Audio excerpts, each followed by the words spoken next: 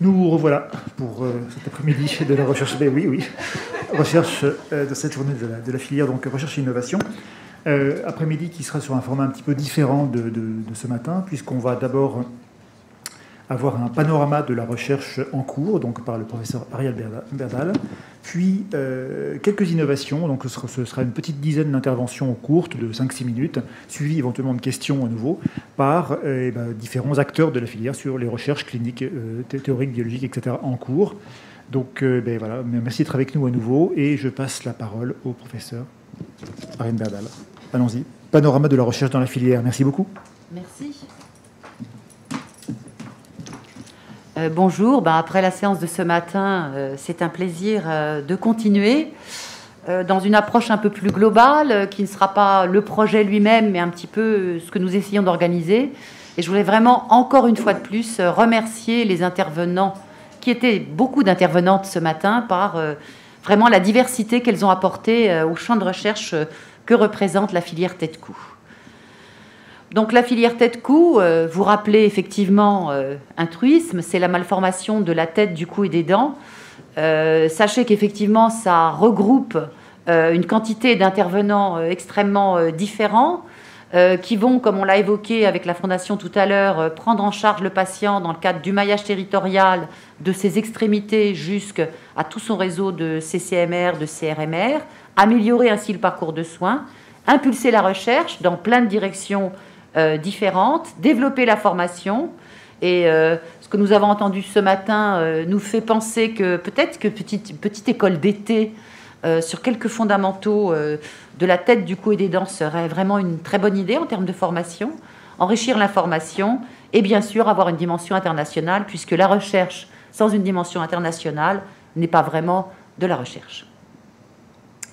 Donc là, effectivement, le nombre de pathologies, et vous avez une illustration ce matin, donc avec les craniosténoses et le syndrome dysmorphologique oro-maxillo-auto-facial. Donc vous avez bien compris que finalement, on a beaucoup d'anomalies. Si on voulait résumer, sur un point de vue, je dirais presque embryologique, fondamental et génétique, finalement, vous voyez qu'on a mis des rectangles, des carrés. Pourquoi ? Parce que finalement, ce que l'on peut constater dans les malformations tête, cou et dents, c'est que ce sont des systèmes de boîtes embryologiques qui sont un peu interdépendants. C'est-à-dire très souvent, pourquoi l'intérêt de la filière tête-cou ? Parce que d'un point de vue cognitif, on ne peut pas se contenter au système que l'on considère, alors excusez-moi, je parlerai d'abord de la dent, l'oreille interne, la fonctionnalité, une orbite, la forme d'un crâne. On ne peut pas, quand on considère le malformatif, se centrer sur une partie du système, mais il faut avoir justement cette logique de reconnaissance réciproque des différents types de malformologie. Et donc, par exemple, ce matin, ce qu'on aurait pu se poser comme question, est-ce que par hasard, dans le cadre des sutures, les gènes du développement étant touchés avec des voies de signalisation, FGF, SHH, BMP, est-ce qu'on peut imaginer que le système dento-maxillofacial soit aussi altéré ? Question intéressante, puisque ça pourrait permettre, par exemple, en croisant les phénotypes, de se dire que dans le cadre des sutures, vous allez avoir un sous-groupe qui aurait tel type de phénotype clinique dans les autres systèmes. Et on voit bien donc qu'il y a une telle interdépendance des systèmes de développement que se regrouper tête-cou avait tout son sens d'un point de vue de la recherche. Donc on va retrouver, on va retrouver là les réseaux qui nous intéressent. Pour rappel, on va avoir le réseau Aurare. Je commencerai par celui-là parce qu'il est en haut à gauche, mais aussi parce qu'effectivement il représente les malformations dentaires et orales, et qui va donc regrouper tous les professionnels intéressés par l'odontologie, des chirurgiens dentistes, des orthodontistes, mais aussi nos collègues de chirurgie orale et de chirurgie maxillofaciale qui collaborent étroitement, puisque la prise en charge va être collective.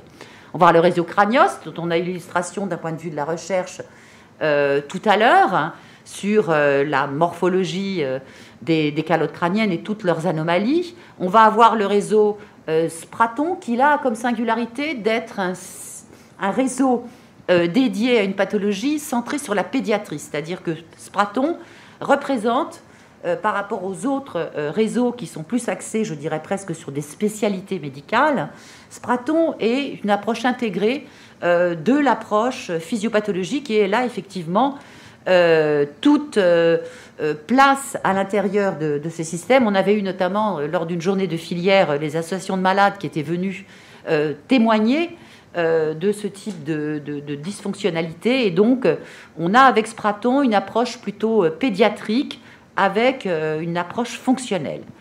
Le réseau MAFAS, eh bien là, c'est donc la crèche de Horard, un peu, si je puis me permettre. Marie-Paul et moi, nous avons été des complices de toujours, en nous disant que l'important, c'était effectivement de travailler ensemble. Et donc, MAFAS, ça va être donc toutes les dysmorphologies faciales, les fentes et ces grosses pathologies prises en charge majoritairement par les maxillofaciales, mais pas que. Puisque la phase terminale, effectivement, est en lien en fait avec Horard. Horard et MAFAS, c'est presque deux réseaux qui ne peuvent pas vivre séparément. Et vous aurez ensuite le réseau Malo qui correspond donc à toutes les anomalies traitées et prises en charge par essentiellement les ORL, mais pas que. Donc il paraît que c'est très à la mode de dire mais pas que. Donc vous voyez qu'en fait, considérer une filière et des réseaux, c'est forcément du mais pas que, parce que c'est interdisciplinaire. Donc cette filière ne peut pas avoir de sens, évidemment, sans les patients. Et donc vous voyez toute une série d'associations de malades, et on les remercie, et on travaille avec eux, et c'est un vrai bonheur d'avoir ce regard réciproque du patient qui parfois a des compétences, on parle de patients experts, parfois supérieurs, si je puis me permettre, c'est extrêmement provoquant, au praticien soignant, parce qu'il va avoir un regard sur sa maladie, des petites informations, des éléments de connaissance qui peuvent échapper à celui qui regarde le patient. Et donc, travailler avec les associations de malades est juste un plaisir. Je ferai une petite remarque sur la filière tête-cou. La problématique de la filière tête-cou, c'est qu'elle touche une quantité de maladies extrêmement diversifiées.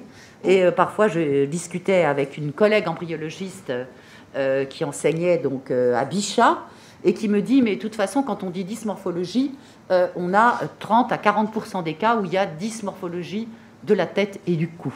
Donc elle me dit presque dysmorphologie ou dysmorphologie tête et cou, c'est presque équivalent en termes de volume. On se retrouve là, par exemple, associé avec le réseau, qui est un des réseaux princeps d'Imagine, que M. Lyonnais a cité très modestement en arrière, qui donc est Andy Rard. Donc toutes les dysmorphologies, toutes les anomalies de développement, à un moment donné, vont avoir un problème. Alors pourquoi je vous dis ça? Parce que ce qui est impressionnant dans tous ces réseaux, c'est que vous allez avoir des associations qui se reconnaissent sur une pathologie donnée.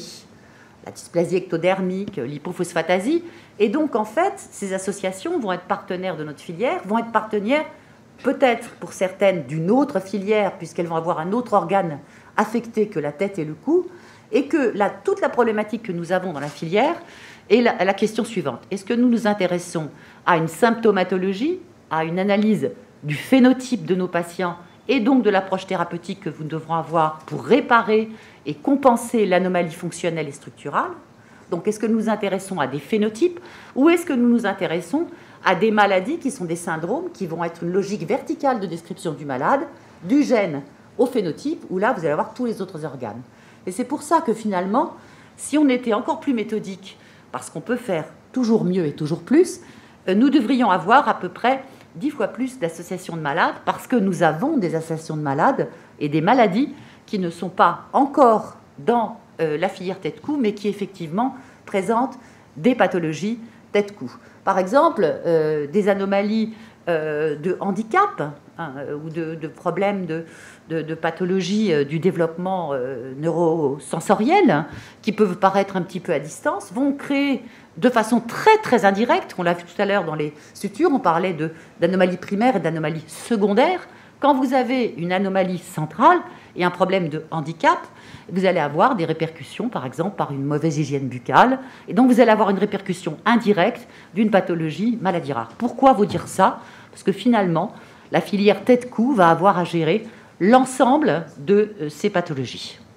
Donc, nous ne sommes pas exhaustifs, mais nous y travaillons. Alors, où est-ce qu'on en est aujourd'hui? On l'a vu avec la Fondation, il y a une dimension régionale dans les filières. Et là, il ne faut pas négliger, ça paraîtrait pas raisonnable, tout l'aspect social, territorial. On parle beaucoup en ce moment, il y a du en même temps, il y a du... voilà, il y a aussi la notion de territoire. Vous savez que c'est une préoccupation, en plus avec la Covid qui a pris toute sa dimension. La notion de territoire dans la prise en charge des patients est quelque chose qui commence à rentrer dans la réflexion profonde de nos tutelles. Et donc, nous avons, grâce à ces plans maladies rares, pu constituer un réseau national avec des CRMR et des CCMR qui vraiment drainent l'ensemble du paysage. Il y a eu quelques études, et notamment une étude pour la prise en charge des soins dans le cadre des malformations bucco-dentaires, qui a montré que l'accessibilité aux soins était quelque chose qui dépendait de cette organisation régionale. Et donc, je dirais que là aussi, il va falloir encore améliorer, reconstruire les réseaux de ville, travailler avec les ARS. Et la problématique des territoires est toujours un peu complexe parce que finalement, nous avons la chance dans les maladies rares d'avoir le ministère de la Santé qui s'est intéressé à la problématique. Mais la logique d'organisation des soins est un problème de région. Donc en fait, quand on considère la problématique de la prise en charge, on va avoir à interagir avec des acteurs régionaux et au niveau national. La chance qu'on a dans les maladies rares, c'est qu'il y a une espèce d'orchestration centrale, mais la dimension sociale est encore à travailler avec les régions. Donc je pense qu'effectivement, la Fondation a bien fait d'organiser ça par région. Il faudrait peut-être rajouter à notre problématique de recherche la notion d'interaction avec toutes les instances régionales. Alors, où est-ce qu'on en est aujourd'hui? On a tenté de faire un listing basé sur la thématique. Et là, finalement, c'est presque... Cette mise au point n'est pas une mise au point, c'est une photographie du mois de mars 2021, mais en aucun cas, ça ne prétend être exhaustif. Et finalement, l'intérêt des équipes, c'est de savoir si elles peuvent utiliser la filière et réciproquement dans une interaction. Donc on a comptabilisé 71 équipes, elles ne sont pas toutes sur le site, donc c'est un appel au peuple pour ceux qui connaissent et travaillent dans ces équipes pour leur donner une petite photographie de ce qui se passe et de réseaux de recherche. Donc les équipes ont des tailles différentes, on va avoir différents types de profils, on va avoir des équipes qui sont totalement dédiées à ce sujet, à 100%, qui ont comme nature de recherche de traiter des maladies rares de la tête et du cou. Et puis on va avoir des acteurs, des cliniciens, des chercheurs qui vont ponctuellement, dans une macro-équipe, être impliqués dans un projet de recherche. On va avoir des interfaces, comme on l'a vu par exemple avec tout à l'heure l'entreprise privée et l'ENSAM, et donc parfois aussi avec l'ENS. Donc on a des interactions avec des partenaires beaucoup plus larges dans des cadres de réseau. Au total, ça nous donne en fait des équipes de recherche qui ont donc des volumes extrêmement hétérogènes. Donc en fait, qu'est-ce qui caractérise notre recherche? Je crois qu'on l'a eu ce matin de façon assez magistrale, puisqu'on est allé quand même du poulet, de la vière, de la caille et du poulet, jusqu'à l'anomalie génomique, en passant par l'étape clinique et quelques travaux expérimentaux chez les zébrafis, chez la souris. Donc en fait, ce qui caractérise notre recherche, c'est la recherche d'aujourd'hui, c'est un continuum d'amont en aval, avec de la recherche fondamentale pour à peu près moitié, de la recherche purement clinique et de la recherche translationnelle, qui fait donc le lien entre les deux ponts. Voilà. Quel type de recherche? Eh bien, en fait, comme on l'a évoqué, la tête et le coude, c'est extrêmement riche, donc ça va être un vivier de thèmes de nature extrêmement différente. On va retrouver les recherches diagnostiques à proprement parler, illustrées aujourd'hui par le fait que l'amplification des techniques de diagnostic génétique nous permet maintenant d'avoir une compréhension des mutations, d'ailleurs dans les séquences codantes ou dans les séquences non codantes, qui a complètement changé de paysage. Ensuite, vous allez avoir les matériaux, on l'a vu notamment, l'imagerie, l'ingénierie pour la santé, puisque finalement, une des problématiques de la filière, c'est de reconstruire. On va avoir développement et génétique, bien évidemment, on en est aussi l'illustration ce matin. On va avoir la dimension épidémiologique, parce qu'effectivement, comme dit une de nos collègues, pour ne pas la nommer, Muriel de la Durmola, qui porte le CRMR sur Rothschild, et qui me dit finalement les maladies rares sont communes. Ben oui, pourquoi? Parce qu'effectivement, quand on est un centre de maladies rares, on a une quantité de patients atteints de maladies rares qui fait qu'en termes d'épidémiologie, si on considère toujours pareil, non pas chaque maladie individuellement, mais la somme des maladies, on arrive avec une quantité de patients à prendre en charge avec un niveau de complexité qui n'est pas négligeable. Sciences humaines et sociales, avec des tas de problématiques, à savoir les remboursements qui peuvent être parfois assez difficiles suivant le type de dispositif. Et puis l'approche de l'image du patient, de la problématique, le patient expert. Donc il n'y a pas que la dimension médico-économique, enfin il y a tout un registre qui est un registre qui va certainement être appelé à se développer. C'est-à-dire on voit bien de façon générale qu'aujourd'hui on comprend, avec la Covid aussi, c'est revenu, que peut-être que l'humain est au cœur de la question et non pas l'ordinateur. Autant moi j'adore la recherche expérimentale, autant le rationnel scientifique n'est pas sa seule dimension qu'il faut prendre en compte dans ce type de situation. Les systèmes de santé, effectivement, et puis la physiopathologie, la thérapeutique, qui, quand tout va bien, on l'a vu ce matin avec l'hypophosphatasie, peuvent générer des médicaments qui sont juste des choses extraordinaires, qui rendent service aux patients et qui les soignent. Donc, qu'est-ce qu'on va retrouver? Les champs thématiques. Eh bien, on va retrouver tous les champs thématiques traditionnels qui se retrouvent dans la recherche, avec, comme on l'a envisagé, donc la technologie pour la santé, le développement, la physiopathologie, les biothérapies et les sciences humaines et sociales. Alors, pourquoi vous montrer ça par champ cette fois-ci? C'est justement pour vous faire comprendre que vous avez, vous voyez, en matériaux, donc c'est l'aspect thérapeutique à proprement parler, qui peut aussi s'étendre, et que vous voyez que tout l'aspect qui est la base biologique des maladies, la recherche et la physiopathologie, sont quand même le gros volume des recherches dans notre domaine, avec les sciences humaines et sociales qui, je dirais, commencent à pointer le bout de leur nez, mais qui, évidemment, va se développer. Donc, quel type de recherche? Eh bien, ces types de recherche, il faut les concevoir un petit peu comme une nébuleuse autour de la problématique des filières et de la problématique de chaque réseau, chaque CRMR. Donc, vous voyez ici la répartition et qui ne se prétend absolument pas exhaustive, qui est un peu une forme de provocation, parce que pour l'instant, je vous ferai remarquer que ORAR est en tête. Nous ne voulons pas rester en tête.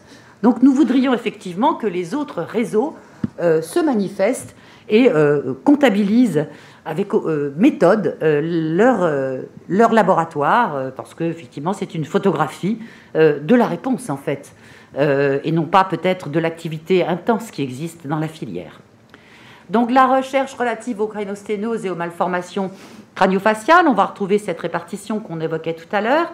Vous avez une illustration de ce champ extraordinaire qui, d'ailleurs, a des approches qui sont même thérapeutiques, dans le cadre de la voie des FGF, avec des potentialités tout à fait prometteuses, et l'entreprise, des relations qu'on a évoquées, notamment par les travaux de Laurence Le Gémalet, qui sont faits dans cette grande maison et qui sont magnifiques.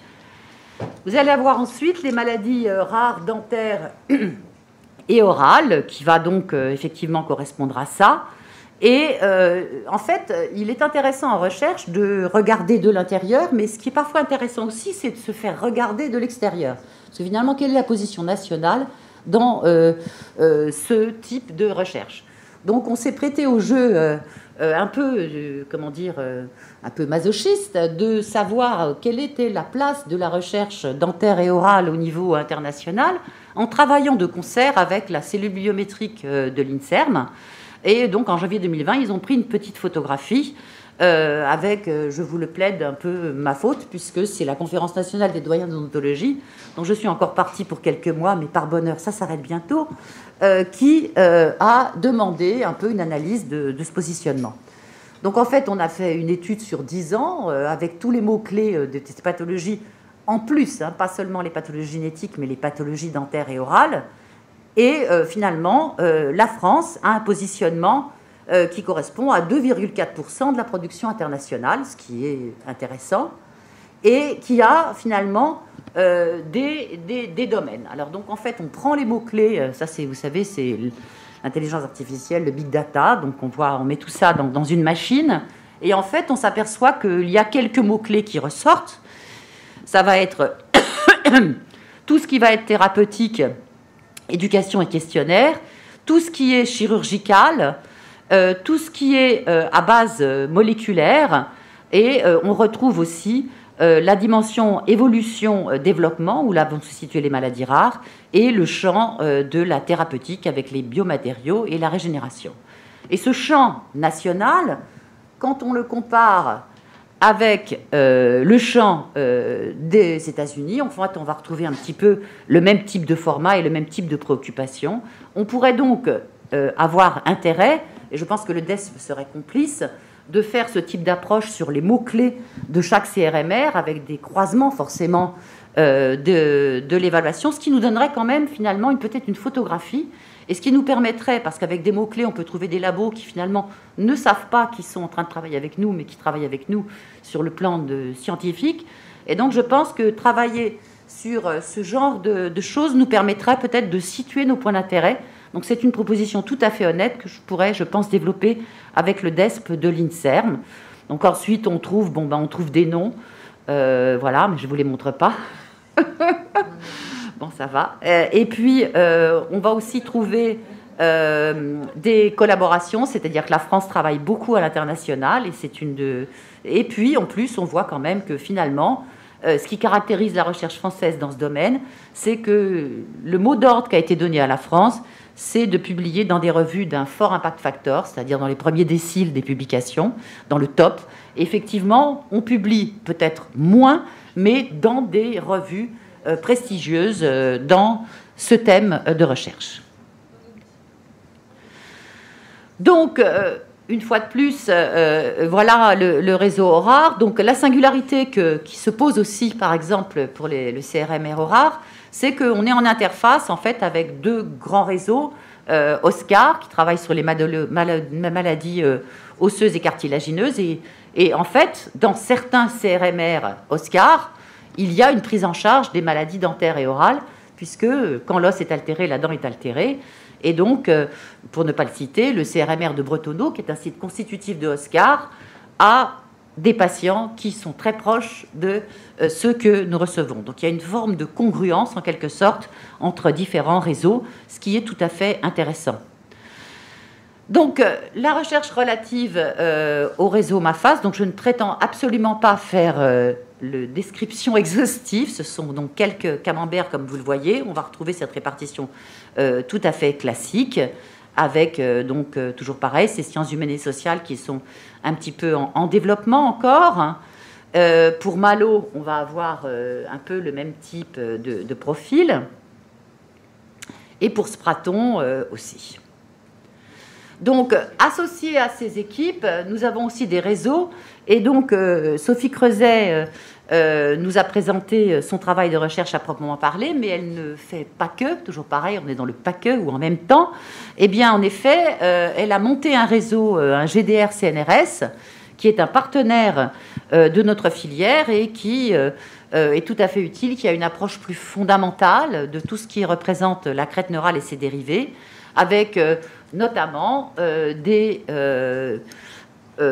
points tout à fait importants en termes de phénotype, puisqu'il va y avoir toute la classification des mécanistiques du côté de la recherche, et en face, les symptômes, les différents syndromes qui se rapportent à ces mécanismes. Donc on voit bien que la collaboration entre l'amont et la compréhension physiopathologique des maladies a tout son sens dans ce réseau, et on espère, on a déjà fait des actions ensemble, refaire des séminaires communs avec le réseau crête neurale.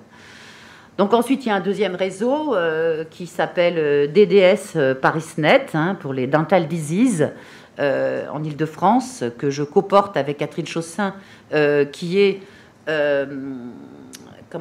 porteuse justement de ce CRMR OSCAR, qui traite de maladies dentaires et orales aussi, de la minéralisation. Et donc, maintenant, nous allons venir, après ce petit tour, aux projets. Alors, il y a les projets, comme on l'a vu, qui vont être montés en émergence à l'intérieur de la filière et qui se rapportent à toute cette richesse qu'on a vu illustrer ce matin, qu'on verra aussi cet après-midi avec d'autres exemples, et qui effectivement montre toute sa dynamique. La filière, donc, comme on l'a vu, a effectivement soutenu des projets. Alors évidemment, on voudrait donner, comme à l'ANR, 100 000, 300 000 euros ou plus, mais l'objectif de ces projets de recherche est vraiment de construire des niches, en quelque sorte, qui vont permettre aux gens de compléter un projet, de développer un projet. Et comme l'a dit tout à l'heure la directrice, la représentante de la Fondation Maladies Rares, il est évident que ça permet en fait de construire des gens qui vont travailler ensemble sur un objectif. Donc ici, vous avez les projets qui ont été financés. Donc Véronique Abadi, qui dirige le CRMR Spraton, qui a fait un système d'interrogation. Donc là, on est dans le domaine des sciences sociales. Nicolas Le Boulanger, qui a monté un registre national. Hervé Benato et Alexis Vessière, Anne Maurice, qui va d'ailleurs nous en parler bientôt, Thierry Briac, Emmanuel Nori-Esclassan, Isaac Maximilo et Bueno Valdemetino et Madame Karine André. Donc vous voyez effectivement que là, on va avoir des projets qui tournent autour des 4 grands aspects de notre recherche, à savoir donc sociale, mécanistique et translationnelle, ainsi que technologie pour la santé, qui est tout à fait représentatif ici. Et donc on félicite parce qu'on a évidemment, dans le cadre des recherches, eu beaucoup de difficultés à sélectionner. Il y avait beaucoup de candidats et beaucoup de choses de qualité. Et donc effectivement, surtout, c'est un peu une appel à soumettre. Donc les actions recherche, elles ont commencé, elles vont aller croissant. D'autant que les personnes mettront, pour les équipes de recherche et les réseaux, leurs informations sur le site internet. Alors là, je pense qu'il y a certains qui vont avoir même des bleus sur les tibias. C'est un appel encore plus insistant. Les actions, vous l'avez donc effectivement des informations sur le site internet.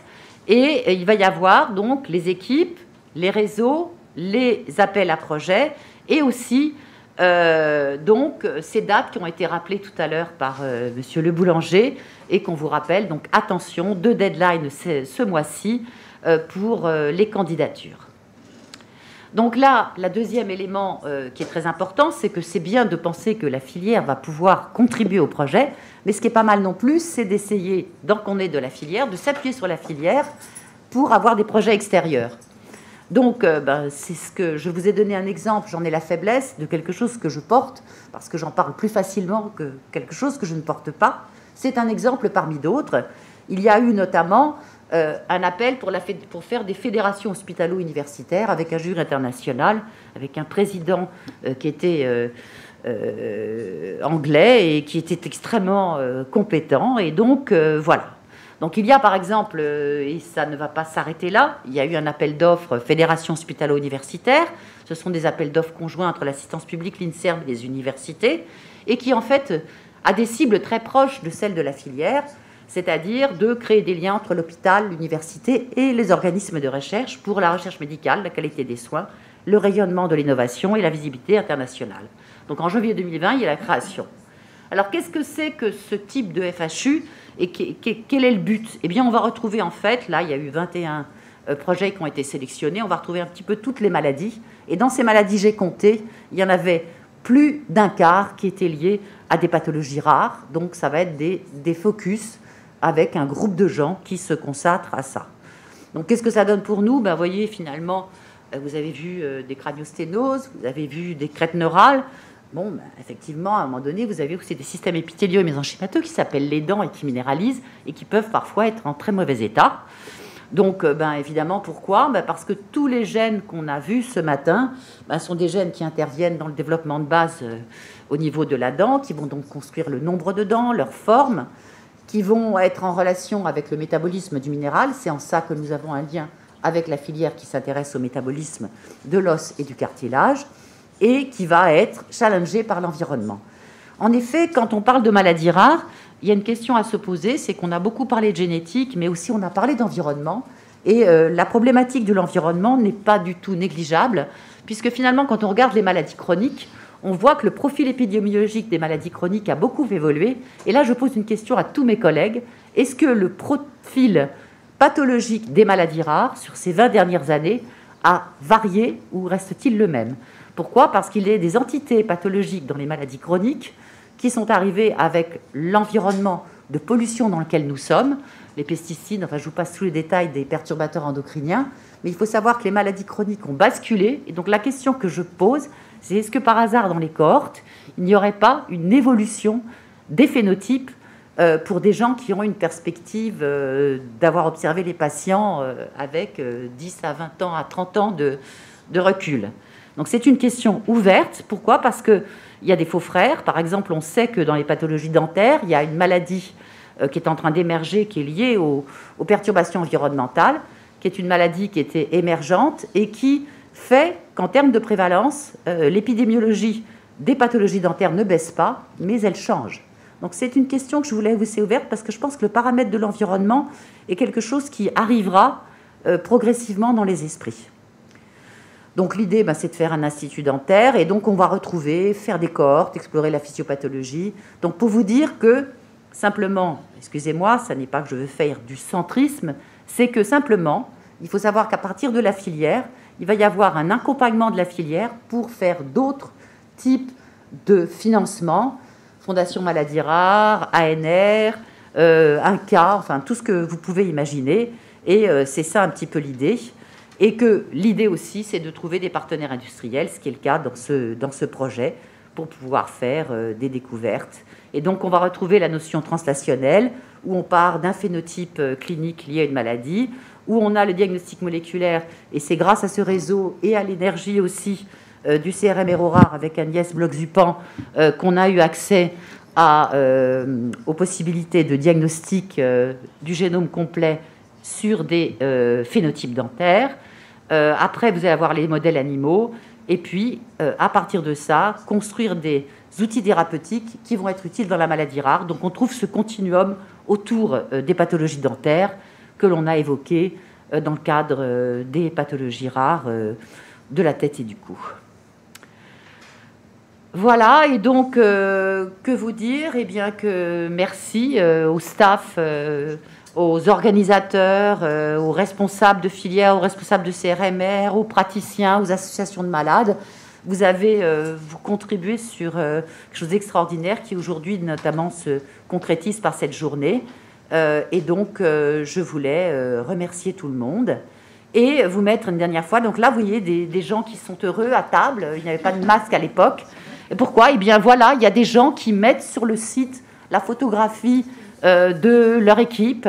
Après, vous avez toute l'équipe qui met ça avec du rouge, du bleu. Vous pouvez cliquer. Donc, si vous voulez qu'on vous connaisse, eh bien, donnez les informations et vous allez voir, vous aurez votre photo aussi sur le site de la filière. Voilà. Merci beaucoup.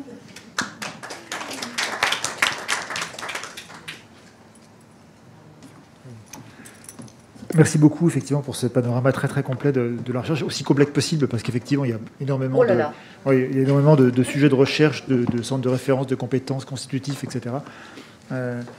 Oui, alors, premier point, effectivement, le site de la filière, il est mis à jour tous les jours ou presque, donc vraiment, il faut le consulter régulièrement, et puis pas hésiter à donner des éléments pour l'alimenter. Alors, pour répondre à la question ouverte, savoir est-ce que les cohortes sont modifiées ces 20 dernières années, c'est évidemment une question difficile, parce que les outils ont aussi changé en 20 ans. Donc, on connaît différemment, on connaît mieux les patients, différemment d'il y a 20 ans, donc c'est une question vraiment difficile.